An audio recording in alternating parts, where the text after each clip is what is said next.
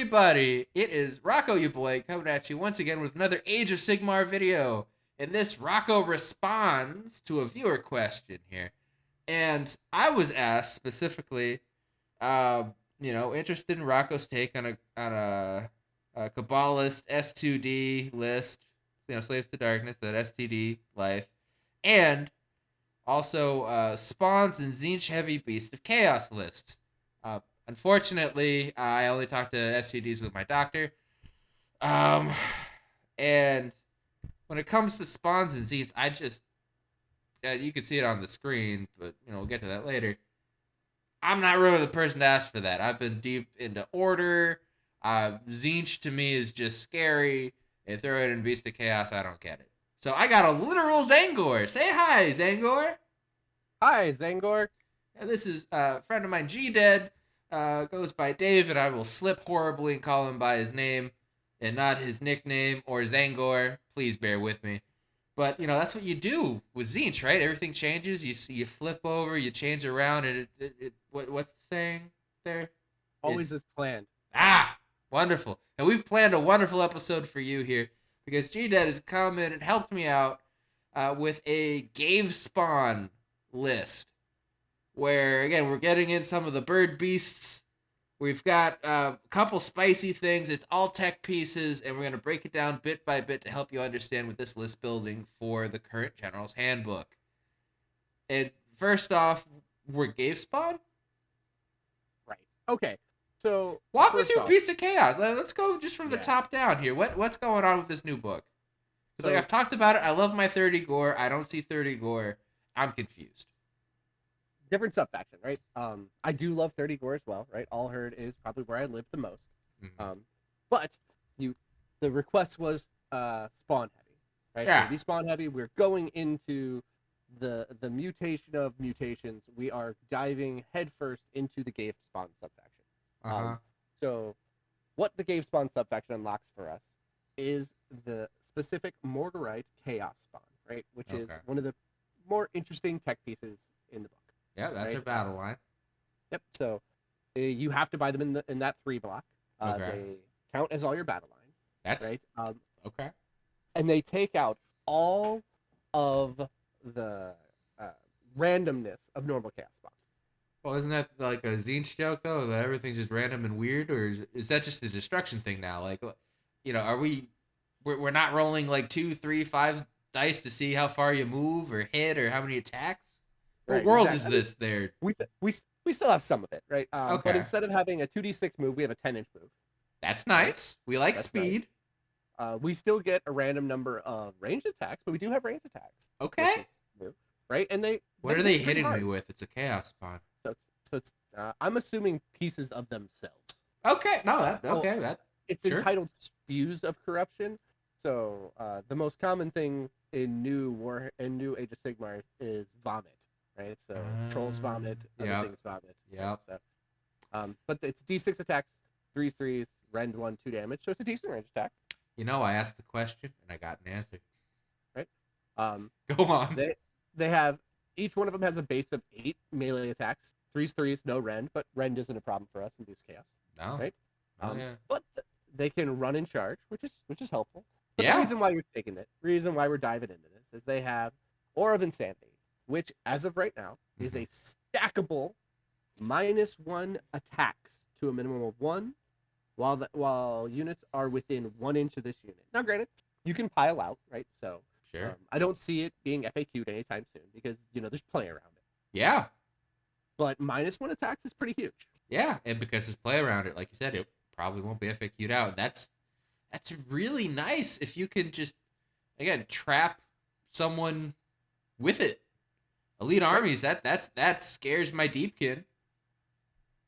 Last weekend, a list similar to this went 4-1, right? Except they were running 6 chaos spawns. But yeah, it's a thing. Yeah, right. Did 4-1 in a GT. You love to see it. So let's even just start with Beast of Chaos here. What am I getting? Like, I know the Herdstone's there, and it's changed a little bit. Right. So we'll start at the top. Faction allegiance abilities, right? So Herdstone. Yep. Right. Herdstone still gives us the extra rend. But instead of doing it on rounds 1 and 3, we now do it on rounds 2 and 4. So round 2, melee attacks for all Beast of Chaos units get an extra Ren, and around 4 we get an extra 2. So Okay. if you see Ren 0, on round 2 it'll be Ren 1, and on round 4 it'll be Ren 2. Okay. Okay. Right? So we have that. And then one of the other major things with Beast of Chaos is we are masters of ambush, right? Yes. So we That's the come in off lore. the side. Yep, Sneaky we come in off the coming sides. in. Mm-hmm. We outflank right off the sides. Any Yep. side, any battlefield edge, but we do it up to 9 inches. That's huge. Most armies at 6 from a table Right. edge. You know that. And Yeah. when we come in, we all get a +1 to charge. Shut up. Right. Shut up. All right. Keep talking. Keep talking. Keep talking. So the other thing we have are things called Rituals of Ruin, right? And Rituals of Ruin are their own thing. Love these. They fall into the heroic action time frame, right? Okay. So a lot of people get tripped up because they see it's a heroic action. It's literally just there to put it at the start of the hero phase, right? Sure. It I lets you love balanced lock rules. it there, Go on. right? Yeah. So we get 4 of these, right? And you're going to see 2 consistently, Okay. right? The first one you have is Warping Curse, right? So pick a unit within 12 of a hero, right? And is visible, and they suffer D6 wounds, D6 mortal wounds. Just now with each one of these, to activate it, the hero or a unit within 3 has to take D3 mortal wounds. So, Okay. and I definitely have fired this off, taken 3 mortal wounds, and only done 1 mortal wound to the enemy. Yep. It does happen. Yep. I played a game with someone using the new Beast book in a different sub faction, and he just killed his shaman with it. Yep. And that decided the game. Definitely a thing, right? Yeah. Good upside though. Again, it's a balanced rule. Go on. The other one you're going to see is Blood Taunt. Now this one is pretty big, right? Yeah. Pick an enemy unit within 12, and it's more than 3 inches from all other Beast of Chaos units, all my friendly units, right? Mm-hmm. So I can't pull you out of combat, but what it does is you make that unit move 2d6, right? So you can run 12 inches, right? So Devolve moved into this. It went from the spell to it just happens. Okay. You can pull away screens. You can pull out buff pieces. You can pull out heroes. I might have pulled Shelly Baby Girl 12 inches to a board edge before. It was rude. He didn't ask. He just did it. It was. Yeah. It was definitely a thing. Yep. Oh. She was right where I needed her to be too, Dave. Damn it. Damn it, Tzaangor. You definitely measured all that off, and I was like, I'm moving that turtle. Yep. Yeah, right in front of me. I'm like, oh yeah, no, it could be. I'm out of range. I wasn't. The other fun part about this is that you can do 4 of these a turn. There's 2 other ones. There's one where you can put a 6-up ward on your hero for units wholly within 12, right? But it's only on my turn, so kind of meh. And then the other one is I can make a unit wholly within 12 not have to take battle shock, which can be interesting. Like if you're going to be diving into something and like your units are going to are going to take heavy losses, it's nice to know that you're not going to have to take battle shock. But once again, kind of. Yeah, and if you have to, I got to make this desperate play to swing the game back, I'm going to also give me a ward. I have 2 heroes to do this with. One's going to give me the ward. One's going to give me the battle shock immunity if things go sideways. And I get the point by 1 model because I don't have to take battle shock.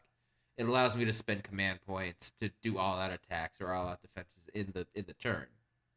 And you're going to want all out attacks because this army, majority of it hits on force, right? So you're going to want that all out attack. Yes. But the other plus side of this is you can do one of these off board with your heroes that are off board. Mm-hmm. And so, also, if I remember right, I know we're skipping a little bit ahead, but the Great Bray Shamans have a thing to add to this, right? Right. So Great Bray Shamans add 6 inches to this. So beautiful. You can 18 inches from a board edge with your Great Bray Shaman is off board, and they can either throw a nuke at you or pull something out. That's honestly how I got his turtle. And, yeah, I was gonna say that, folks, because I knew that. I had already played against Beast of Chaos before. It didn't click to me because the other person kept doing the Mortal Wound one. I'm like, oh, cool, that one's 18 inches. And it's like, no, it's the Great Bray Shaman. Oh, cool, yeah. It's one of those things where until you see it happen to you, you don't fully get how awesome this rule is. Because again, it sucked for me at the time. It is an amazing rule. It is an amazing ability. and it works really well. And again, it feels balanced too, because the shaman to do this, the heroes to do this, they have to pay an opportunity cost of hurting themselves. It's a nice rule. All right, so we've got the heroic actions. We've talked about the red on the herdstone. We've talked about the awesome ambushing that's better than any other faction that's coming in from a table edge. What does Gave Spawn get me besides all the transmutations that Zinch loves? Well, first thing it does is it gives you the cheapest battle line option, right? Okay, yeah, 230 there for the full. That's my battle line tax, and they're good. Right. You said, because we talked about it. The run and charge, the shooting, the less randomness. That's good. That's good, right? They're squishy. They're in a 5-up. They're 3 wins. Right? They'll eat and unleash hell. They're the Aether Wings of this army. Of we send them off to die so our better things don't. Right. So that is mainly what we get, right? So Okay. because all of our battle line is taken up there, it lets us expand outward and add in more Tzaangor goodness. Great. And let's start off. Our general here is the Beast of Chaos, a Tzaangor shaman. Yeah. So we went with the command trait, Twist Fray Curse Beast. So what this does is add the number of the current battle round to casting rolls for this general. Now, not unbind rolls, not dispels, just casting. Okay. Right? Okay. Again, you're telling me the rules fair. Go on, Dave. Right. Hurt me more. And for our artifact, we took Arcane Tome. So this is essential, right? So now he's a 2-cast wizard. He's going to be +1, +2, +3, maybe +5 if you make it all the way there. Sure. Right? He also has, on his War Scroll, right? It's the same one from Zinch, right? But on his War Scroll, he has a once per game where he can invoke to cast an additional spell, and that spell is cast at a +. So this +3. in +3. So if you do it on turn 1, I'd it'll make be sure a I heard +4, it right. Ooh. right? So this is essential for our endless spell choice, right? Wildfire Taurus is huge. It is a giant bubble of fight last. That doesn't affect us. Right? Yeah, that's again. That's cool. That's really cool. It moves around. It does some mortal wounds, but mostly it's there for a fight last bubble, Yeah. which is what we want because this list is almost all hammers, 1 anvil, and it's kind of squishy. All gas, no brakes, baby. Let's just run into them, screaming like naked beast dead. Yeah, no, okay. It's thematic too. Shut up, G Dead. Okay, go on. And then the spell I took with him is Wild Rampage, right? And so Beast of Chaos has probably one of the best spell lists I've seen in this game. It is phenomenal. But the ranges are short, right? So you're putting yourself in danger a lot of times to get it. So I always take at least 1 Wild Rampage, right? Wild Rampage gives you exploding 6s to hit. Wonderful. Right? So I know what's that it cast on, a 6, 7? I believe it's a 6. I will double check. Okay. Wild Rampage. No, Wild Rampage is a 7, right? So that's the other reason I put it on the Tzaangor Shaman, because at a minimum he's going to be casting it at a +1. Which is why to you, muscle memorize it felt like a 6, because to you with this hero it is a 6. Right. Great hero to have it on. Yeah. Right, and it is casting value 7, range of 12, right? Because I'm just targeting my unit, so it's just unit wholly within range, visible caster, right? So you know you're gonna want to keep him back near other units, but because he's so fast, because he is on a disc, right? It allows him. You can move it around to set up for the next hero phase. Oh shit! Almost forgot my pad of paper to take notes on while we do this. I have a little bit going when I do this, so don't mind me. With a feather pen. Keep going. It's a Tzaangor feather this time. I don't know if I should be offended by that, but I don't know. It's starting to talk to me. Anyway, go on. So then our other 2 leaders are Great Brave Shaman, right? And as we said before, they give you the +6 to the range, whether they're on board or off board, which is huge. Yeah. So again, I feel like 2 of them in a list should be auto included for the Great Brave Shaman. If you want to use that extra range on those, and you're going to want to. Yeah. Okay. Right? Like it's a big thing. Normally you're gonna. The reason why I always take 2 is because you're always gonna pop 1 off board. Yes. So this gives me a way that I know that I can have both of mine Yeah. off-board Rituals of Ruin and Mhm. not sacrifice one of them on a bad roll. Again, makes sense. It makes sense. And then when you bring it in at the end of the inherit stuff, then you could try to heroic recovery to Yeah, heal. the next turn because they come in at the end of the movement phase, Yeah. right? And that But yeah, sets you up for your next hero phase. Yeah. No, that yeah. Keep no, going, man. So those are heroes. Now normally, and I say keep going, then I just cut you off. So normally, uh there's another hero here. Normally there's a Doombull we've been seeing. right. So the common setup that I've seen, and I only have like 400 Beast of Chaos lists on my phone. But the That's it. common the Okay. common pattern you're seeing is 2 Bray Shamans, Uh-huh. Tzaangor Shaman, and then the Doombull, right? So Sure. now we cut the Doombull to add in more birds, right? Okay. Also, there aren't a whole lot of war herd in here for him really to help. There is some, right? Show's gonna take a little, Yeah. um, but Bulgars are we good. yeah Surprise, surprise. we peeled that back a little just to try to add in a little bit extra. Okay. Okay. So we've got our heroes, we got our battle line, then we have a whole bunch of everything else here. Well, Right. also, quickly to note, Tendrils of Atrophy on the first Bray Shaman with the Brave Blast Trumpet. Because we have some more tech pieces in here. We're not Right. done with leaders yet, Dave. Talk to me about Uh, this trumpet. Toot your so horn. Brayblast Trumpet is a great little tech piece, Uh-huh. right? I really wish, I hope GW takes this thought process and this ideology behind this and pushes it more in other things, right? Because what it is once per battle, at the end of my movement phase, I roll a dice. On Mhm. a 2 up, I summon one unit of either 10 Gors, 10 Ungors, or 10 Ungor Raiders. And on a 1, it still goes off, but they come in a turn later, Yeah. That would right? solve the Lady of Vines problem immediately. E- Exactly. Like, how many times do Right. you have a once per battle thing and then roll the 1? And you're like, well, that was a waste, Yeah. right? That's just, it About cuts once a down. game, Dave. When I go to you, it's only a 2 up. I feel like I'm Right. playing Blood Bowl. It's only a 2 up. It takes away the NPE of it, right? If it takes Mm-hmm. away the negative, like, you still get a negative effect. Yep. You're like, Yep. oh, it's not going to be in here this, right? But it Okay. kind of allows you to not feel as bad. Yeah. So the point of that being in this list though is it adds another little screen for you, right? So 10 Gore are great, right? Yep. Always You fights last ability on them too. Gore have a new special ability where Yep. if they charge and they outnumber the unit they're charging on a Mhm. 3 up, they can make you fight last. Right? You're gonna see a pattern here. There's lots of fight last in this.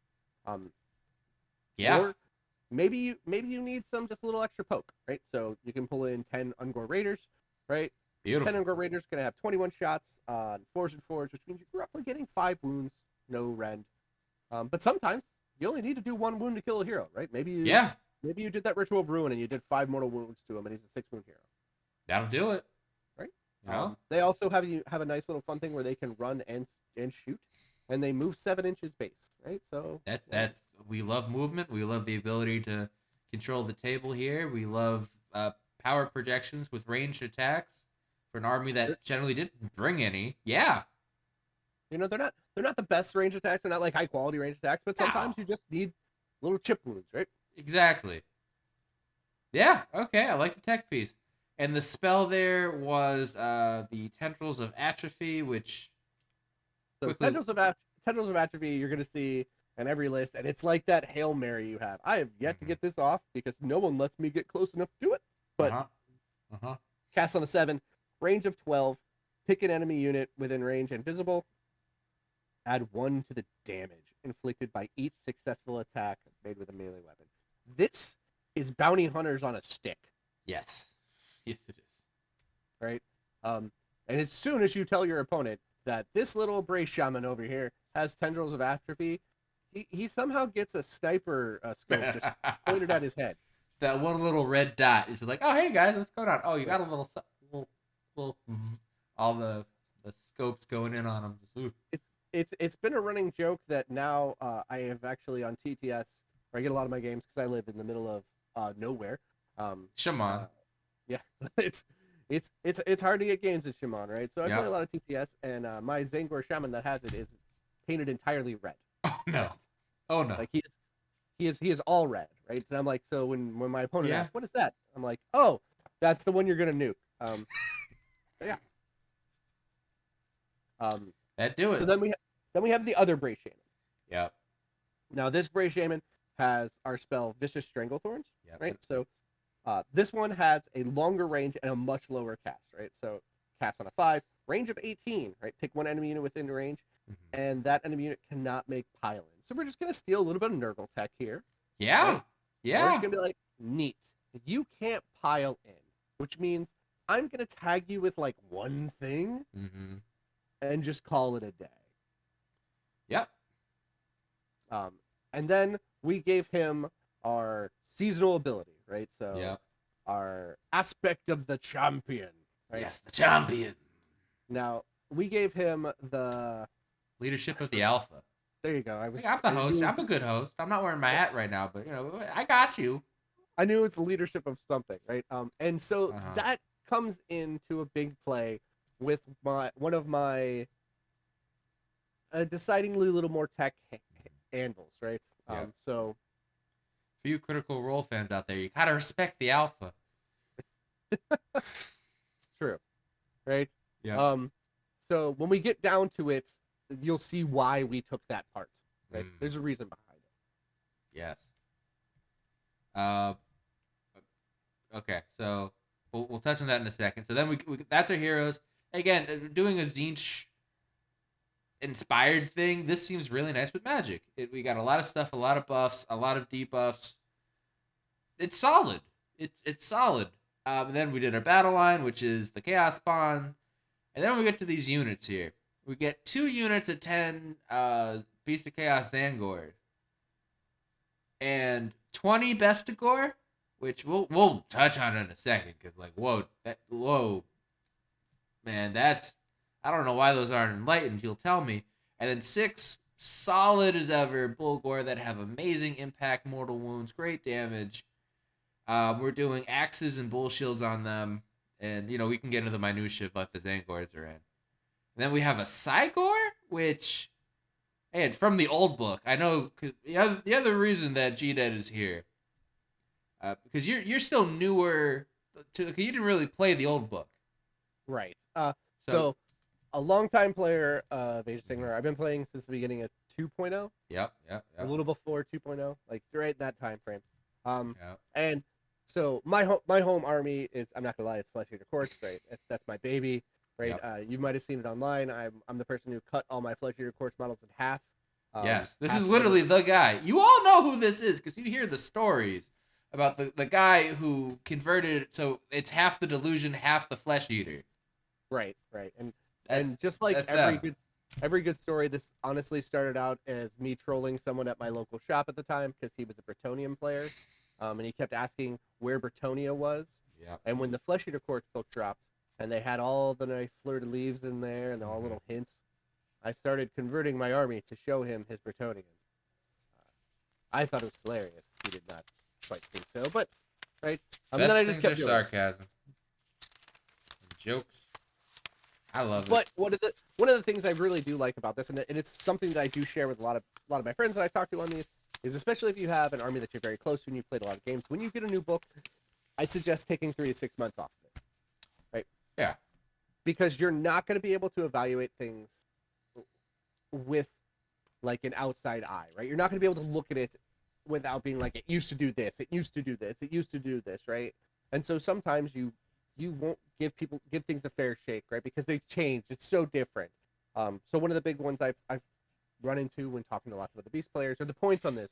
All the points are expensive. The points are expensive. The points are expensive. Well, yeah, but the worst ones are good. Yeah, because like we could talk all day about Bulgors at 390, but they have great rules. They've got impact hits on a 2-up when they charge in per model in the Bulgor unit. Your banner lets you reroll 1s on that, so you're pretty much guaranteed 6 mortal wounds. And then 6s to hit, do the mortal, or 6s to wound, do the mortal wounds. How's that work? No, it's 6s to hit. We went over to Cruel Boys. We thought that they weren't that their 40% win rate was a little too high, so we stole their rule. Sure. And we decided that 6s to hit would do mortal wounds for the damage of our weapons. Yeah. Okay. Can start drawing in red here because this is the blood going everywhere. Yeah. like Bulgors are one of the major hammers that you're gonna get, right? They're coming in off the sides, right? They also get a +1 to run and charge. So when they come off the side at a 9-inch, they're gonna need a 7-inch charge, right? Um, Mm-hmm. when they come in, they are gonna do impact hits, and you're gonna reroll once because you have the banner, right? And then they are all going to attack, and any sixes are gonna be mortals, right? Yeah. Also, we throw the Bulgors and almost everything in this army into Galatian veterans, right? Yeah. Because you want to make sure those horns get in too, and the horns are only 1 inch. Yep. And that's all of our non-battle line units are in Galatian veterans for the Reach, and then the Warlord Battalion for the 3 heroes and the Chaos Spawn, so it's easy to remember one. And it Right. gets you the extra artifact, which we got the Arcane Tome. And so tell me about these Tzaangors too, because that's the other, because we got the Spawn. Why 2 blocks of 10 Tzaangor? So Tzaangors are great. Tzaangors help out tremendously with some of the speed that Basic Chaos has lost, right? So we no longer have the +3 to move, Yep. being near a Great British Shaman. Tzaangors still have run and charge, right? That's great. Yeah. Keep up with the Spawn. Sure. Right.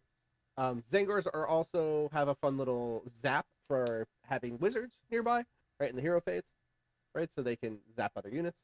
Also, Beast of Chaos, my general has his War Scroll spell, so he can nuke an enemy unit and just pop in another Tzaangor model. Oh. Like that's just what his War Scroll spell is. It's like Yeah. pick a unit within 18, zap that, and then pick a Tzaangor unit within 12, I think it is, and pop a model in there. So you're telling me in an army that doesn't have summoning anymore, we've got 10 free gore of some flavor, and we could pop Tzaangors around. Assuming that no one kills my general, yes. Oh, sure, they're all wearing no t-shirts, so, I'm sure Right. the save is great. I do want to apologize for any of the viewers, because my green screen's being funny with my notepad. So if you see some pixelation, I swear, everything's fine. Your screens are fine. We're good. I just lifted the thing up, and I just saw it and went, whoo! Scared myself. Or Dave cast a spell on me and is summoning Tzaangor around me. I don't know. It's true. Rocco's been manipulating the Matrix too much, and my Zeech overlords were not very fond of that. So I'm sorry, okay? My Deepkin just wanted some salt. Anyway, so Tzaangor are good. Rocco's actually coming to you right now from a silver tower, but we're not allowed to talk about that. No, that's my next game I'm doing. It's a fun game. If you, in all honesty, it's not fun to be stuck in. Fun game though. Great for designing dungeons for your RPGs. So, Nice. yeah, you've been in one. The Beast of Chaos Tzaangor, right? So yes. they're great. I have them split into 10s, right? You could do says 20 block.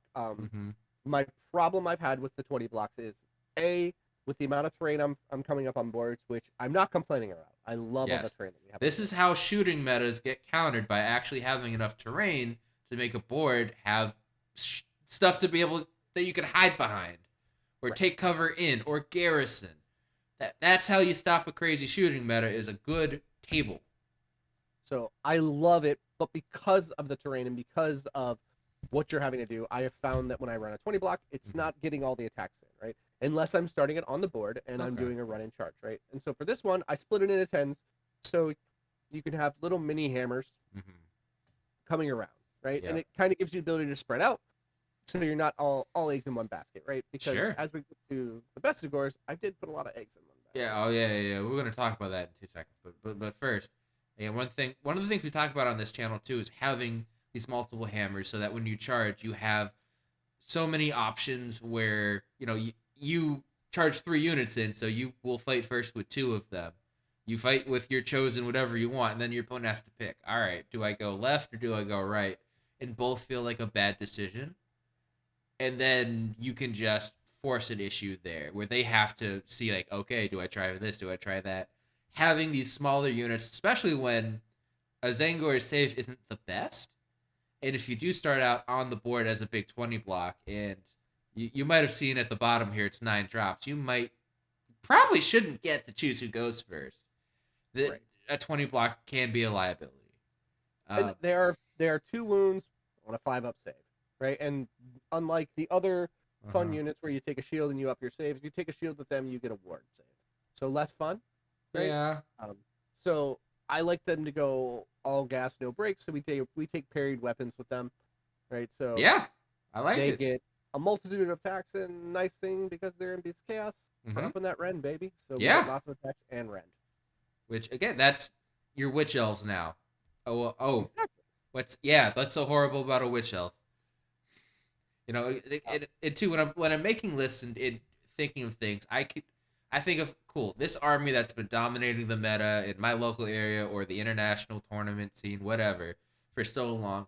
How can in my chosen faction replicate some of that success? Not maybe one for one, but what can I do? And you're telling me with all the attacks and all the extra rend, Tzaangors are good in Beast of Chaos. They really are. Just the regular Tzaangor. We haven't even done Enlightened on discs or the bow ones here in this list.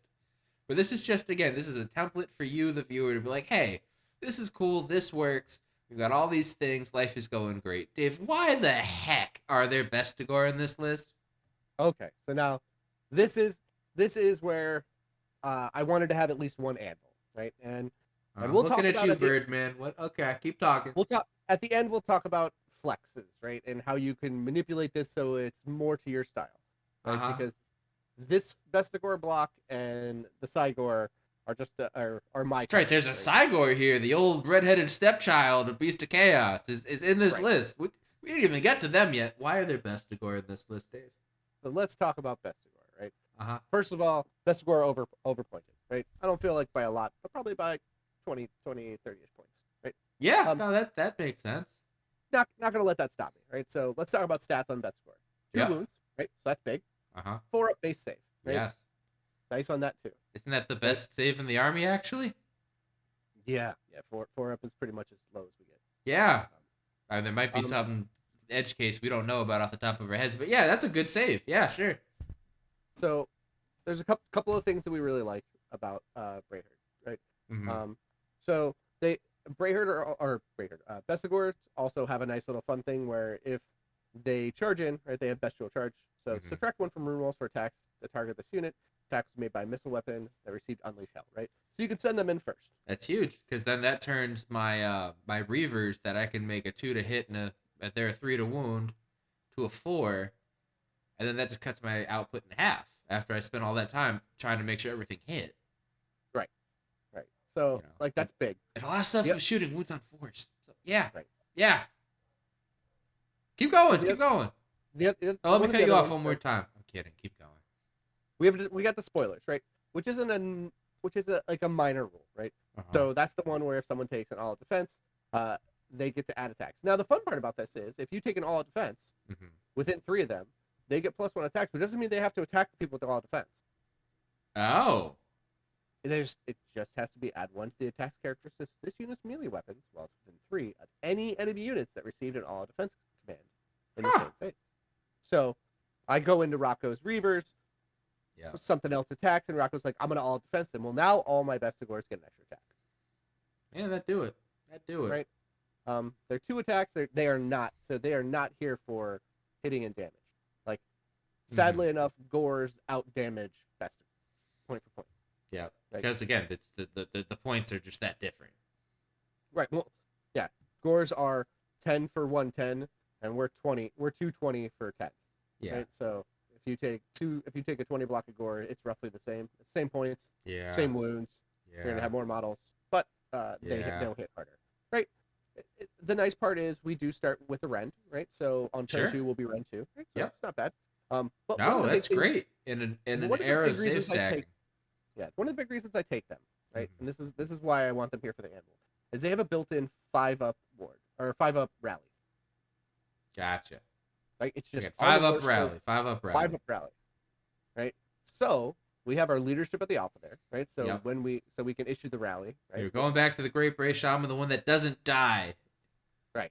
The one that doesn't have the red sniper dot on him. Yep. He'll be running around with these boys, right? And he'll be looking to make sure that the enemy can't pile in, right? Because he's got the Vile Stranglethorns. Yeah. 18 inch range on that. So if he's surrounded by Vestigor, you're like, okay, not piling in, you're not getting as many attacks. If you retreat or anything, step me up. We'll rally on a 5-up, right? And that's 2 wounds. Also, we go back to the more right chaos spawns, right? So we interweave 2 chaos spawns into the best of us. Okay, that's a unit of 3, so they have to have some kind of coherency, right? Nope, they're 3 individual models. Shut up. You buy them as a unit of 3. Shut Right? up. It's like buying the Rock Coven for Nurgle. Yeah, So again, I'm liking this more and more. So we interweave them in there, right? So now you are -1 attacks or -2 if you get dumb and get within both, right? Yeah. So we're less attacks. If you're all attacking, we're getting more attacks, right? And if you leave us alone, we rally on 5. All out defensive. I'm sorry, all out defending. We'll get more attacks. Leave us alone, we will rally and bring back more. Huh. Yeah, that's neat. Like I said, at the end we can talk about if we want to swap that for something else, but it's the one anvil spot in the list. Yeah. And Bulgors with shields, what can be said about Bulgors with shields? Because again, it gives them enough tankiness to continually do damage as a hammer over the great axes. So you have great axes and paired weapons and shields, right? You have the 3 options. Yeah. They are ultimately all within decimal points of average damage of each other. Mm-hmm. Paired or the great weapons give you 3s and 3s, but they're only 2 attacks per, right? Yeah, that doesn't feel that good. Paired weapons give you 1 extra attack, but it's not that much. I really like the bull shield because it puts them on a 4-up. Yep. And again, the thing is, when I'm doing a list and with my hammers, I'll think of, okay, I need this unit to do so much damage to earn their points back. How do I do that? They need to, throughout the course of the game, fight and kill 2 units, right? Or do so much stuff in order to do whatever it is they need to do. Math Hammer is great, but if you cannot apply it, it just won't work. So how do I get the unit to actually get into combat and contribute, or to shoot and contribute? And I'm a fan of the shields as well, because it makes them just that much more survivable. I'll out defense them to be a 3-up save. Because it makes the save characteristic a 4, right? Right. Yeah, great. Yeah. Freaking A, man. This is fantastic. And again, it just, even if it just makes 1 extra bull live through a combat that should have died, that is just that extra oomph that you will probably need. Because 4 Bulgor are better than 3. That's my piece. So, and as Bulgor goes, it really depends on how many you have. Like 6 is the ultimate convergence of all of them. If you're running 3, you're just running great weapon, right? Yep. Which makes sense. If you're running 9, you're definitely running shields because you want them to last as possible. At 6, you can spice to taste, right? If you want to run paired weapons, if you want to run shields, if you want, like, each one has a place. Like I said, I'm just partial to shields because I try my best to get my models to hang out longer. Oh yeah, and again, for me too. This is again by play styles. For me personally, it's shields. If you want to be more aggressive, paired weapons to try to proc more mortal wounds because your opponents have crazy rerollable saves, like you're playing against OBR, or great weapons because you need the extra rend and the oomph to cut through an elite model. That totally makes sense. Season all of this to taste. None of this is the hardcore, you have to take this net list or you're gonna lose. No, this is theory crafting, stuff that we put into practice. You know, Dave's been a champ and has done a lot of TTS games. We're not going to say how many hours I've had him in a lab doing this. We've done this. This is how it works for us and our ways we like to play. Other people play differently, so other lists will work for you better. Right. Yeah. So like always my disclaimer with these kinds of episodes and things we do here. Yeah. Like so as Rocco says, like definitely flavor to taste. So the last model we have is the Tzaangor, right? And we're flavored to taste. Listen, he took the Old Bay seasoning out of Maryland. He got Mambo sauce from DC, and I don't even know what else you got in the Midwest or Shaman or wherever the hell you are. Cheese. Cheese. Lots of cheese. This is the cheese curds of the Midwest here. It is. So, okay. Tzaangor, and Rocco can tell you, is just my pet unit, right? So this last spot is what I call my flex 10 spot, right? So 210 points. I love the Tzaangor because it honestly makes people question if they want to cast that dumb extra spell. Yes. That's really it. Also, when you throw the big rock and kill something, it's only 1 attack, and I know it hardly ever does it, but Let me tell you what, I was playing my buddy, and I threw a big rock, and I killed a Kurnoth hunter. That, of course, he just rallied back the next turn. But Oh, of course. man, did it feel good killing that one whole Kurnoth hunter, right? Oh yeah, dude, that's great. And it's that then it puts the fear of, oh wait, this thing that I wasn't expecting did something. Crap, I gotta actually think about it. I gotta plan about it. I gotta. Also, nice part about it, Tzaangor's hitting on 3s, wounding on 2s, right? Yeah, yeah. Like, and it does a cheeky thing with endless spells. So for its special monstrous action, it can just go try to eat an endless spell, and then you heal for the amount you rolled, which is great. Because so everyone's you look at it, it's like it's a 5-up save. You're like, oh, I don't know, it's cool. It's on 1 wound, and like you're saying, you rolled the 10. This is how excited I am about your pet piece. I'm talking over you. My God, there, Dave. But that's exactly it, right? Like you roll the 10, and you're like, oh, I'm at 11 wounds now. Thanks. Yeah. Yeah. It again, it makes sense. It gets to do its thing. People are taking endless spells in this meta that we're in around the world now. You know, you could look through Europe, you can look to Australia, the US. Endless spells are here in a good way. People are worried about spell portals for spell ranges. The jaws are everywhere. I honestly think Geminid should make a comeback. It really hasn't yet, but it should.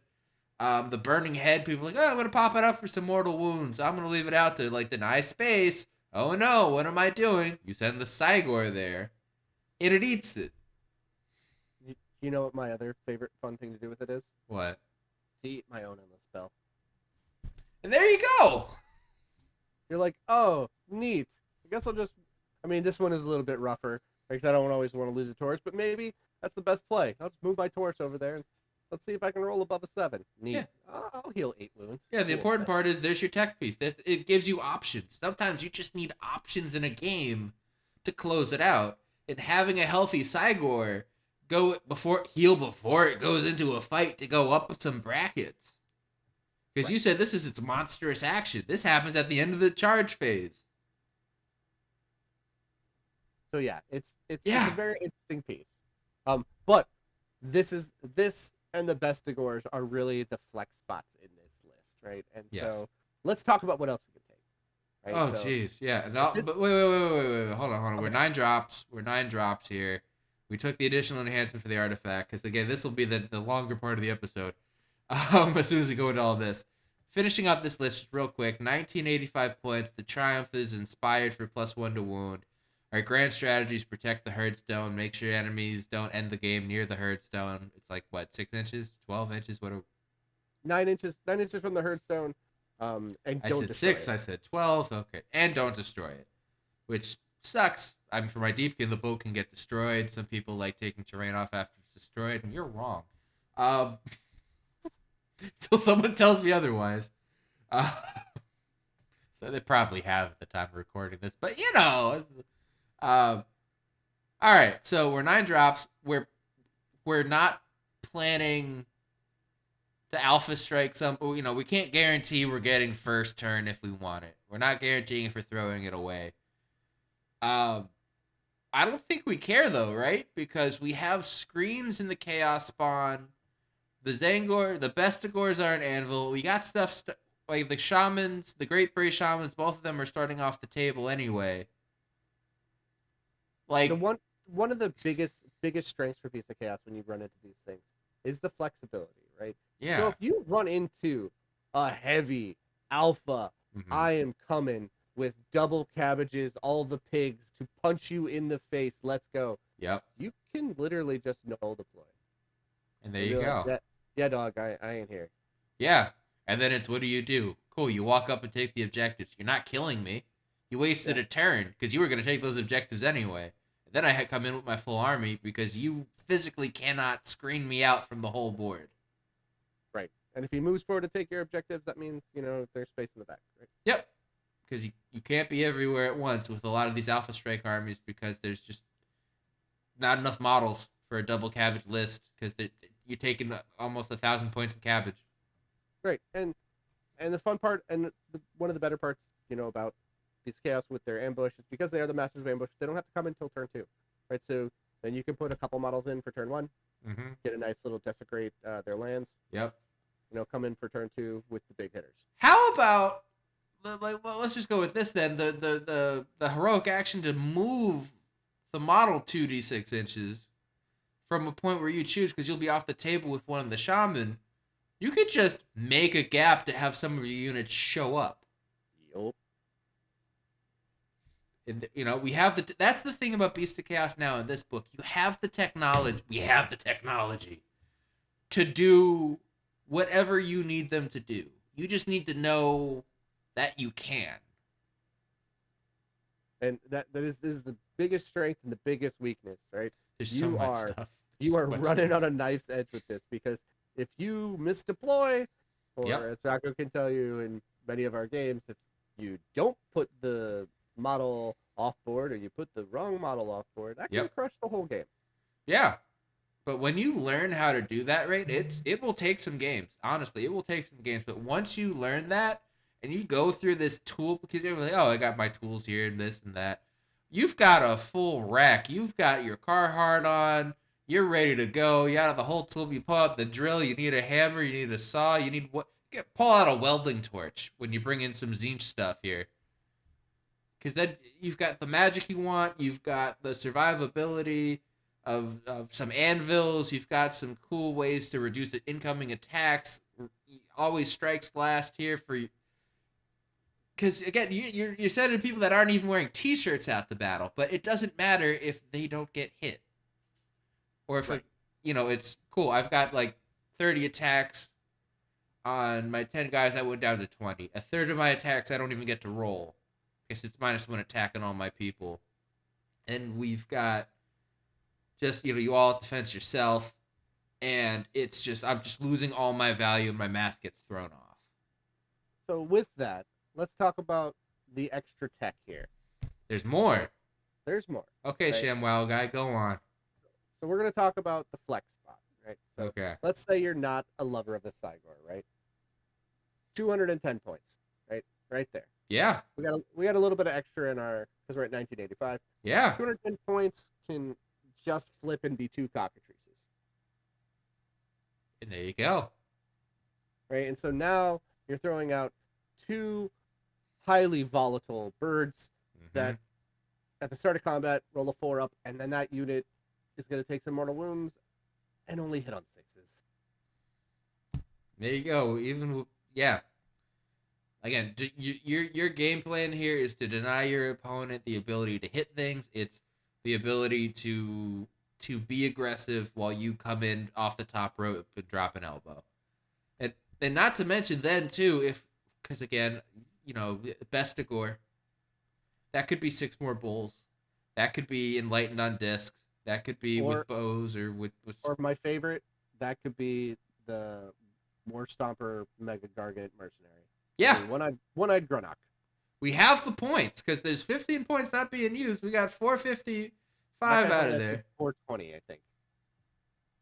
There you go. And then you have a huge anvil that also does good damage. That has a nice little fun -1 to hit if he jumps up and down. Right? Like, it adds in. Yes. Amazingly. So those are my kind of swaps, like if you want to be a little bit more aggressive. Also, Tzaangor you could swap out for the Chaos Gargant, which adds it's a nice little mobile purple sun, right? Adds a -1 to save, right? If you want to be a little bit more aggressive, right? And then you could throw in an additional endless spell if you'll have, bonus points there. Or you could make it Ungor Raiders to give you, or Ungor to give you our own little chameleon skinks and some other screen to die. Yeah. Right? There's a lot of little flex stuff. Yeah. Essentials, right, are for the main essential you're going to have here is your 2 small hammers of Tzaangors and the Bulgors. Right? Who are just a full-on sledgehammer. Right. Now, for me, I really like the Bestigor. I think it adds a lot. I'm with you. I like Bestigor. I don't hate them. They're okay. I do like the swap for the Tzaangor for the 2 cockatrices. I'm worried because I'm afraid that GW is going to hit him with a nerf bet. So I've just been trying to find other things. And that's fine. That is a reasonable thing. We got to wait a little bit just to see where everything settles. And again, this is a hard book to play. And people who are going to be good with this army right now have gotten in so many games that they have to be using Tabletop Simulator to play enough people, because you just can't spend enough time. You know, you can't even get 5 people to play D&D on a Tuesday night. You got to go around the whole world to see, hey man, where can I get this practice game in? I'm jumping Discord to Discord to Discord to get something done. So they know this book cold, because there's just so many pieces to this. So give it like a couple months for the rest of the world to practice and figure out what's what. And then it's like, how do you even counter some of this, right? I would guess try to. So the counters for this, right? You're looking for clever placement, right? You're looking for good screens, right? Because as you can see, there's not a lot of screen clearing here, right? You have mini hammers, right? Yeah. Now we do have some, but you can't stop the move. You can't stop the mortals that they come off, because there's no roll. It just happens. Yeah. Right. Make sure that you're piling away from the chaos spawns, right? But if you have good screens, and Rocco can attest to this, if you have good screens, like, yes, we're out here with just t-shirts, right? Yep. Good screens and a little shooting will go far. And this too is more because I played Living City for forever. That's how I got known on the internet and led to all of this. Was my Living City play? I ended up winning, like, well, this is in second edition, so don't get too excited. For everyone's like, oh yeah, he must have played with dragons. No, I played with really bad fulminators, and it was a list of misfit toys that everyone said sucked. But the reason that didn't suck was because nobody knew enough to screen the table edges so I could come in and hit people. That was it. Beast of Chaos's main scare factor here, which is cool because you come in 9 inches from a table edge. But if people deny you the space to come in, like Skaven should be a good army into this, because you have some shooting, you have some mortal wounds, but you have 3 pieces of terrain you have to take that are impassable that share a table edge. So with smart deployment, you could make sure that a Beast of Chaos player cannot come in on probably 3/4 of the table, because they can't come onto the gnaw hole or come within 9 of your stuff. Now there was like an ability or something that let one unit come within 7. So that's a command trait, right? Okay. So bestial cunning, right?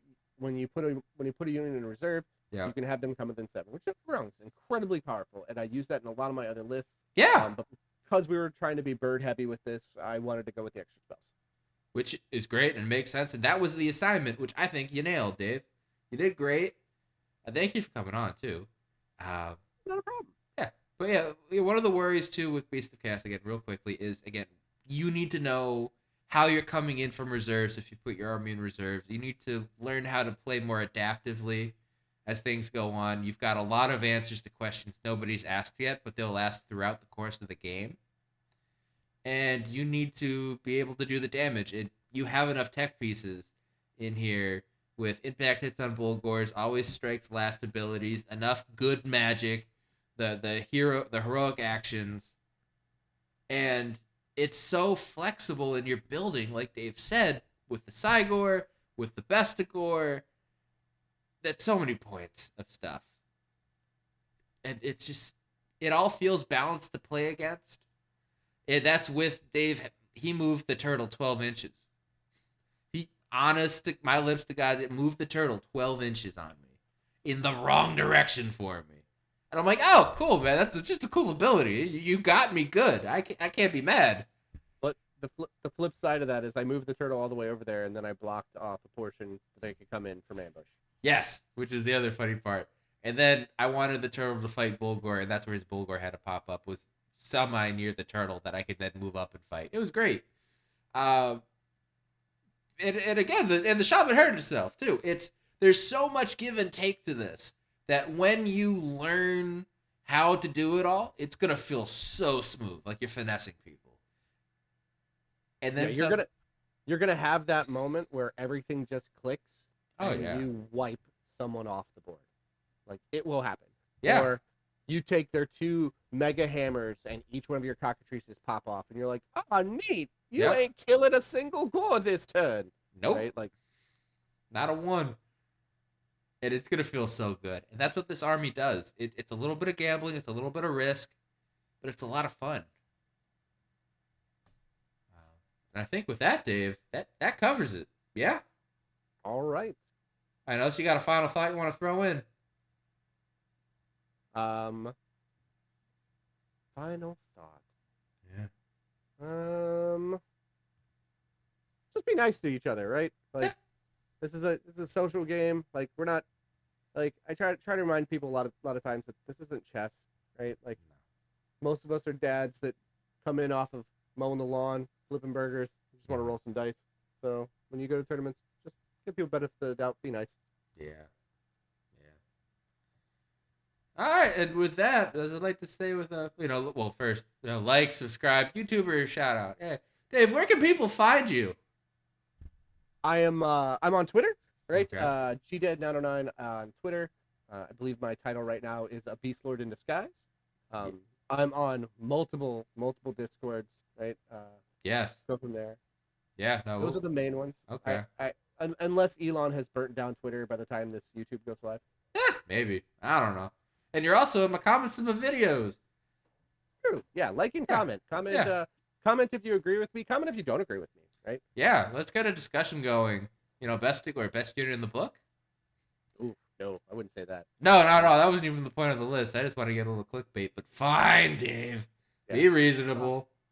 Make good points. Let me be fair with this. I really only like Best of Gore and Cave Spawn. Yeah, no, I'm with you. And again, I like 30 Gore. It's that and all hurt, man. So, but this is a cool list. It's a cool list. It's themed good.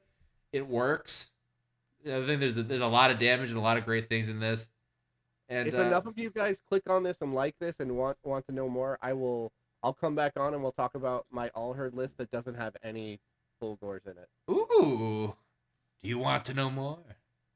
I know I'd like to know more. All right. So yeah, thanks for watching. Have a great rest of your day, and I'd like to say at the end of our videos, bye.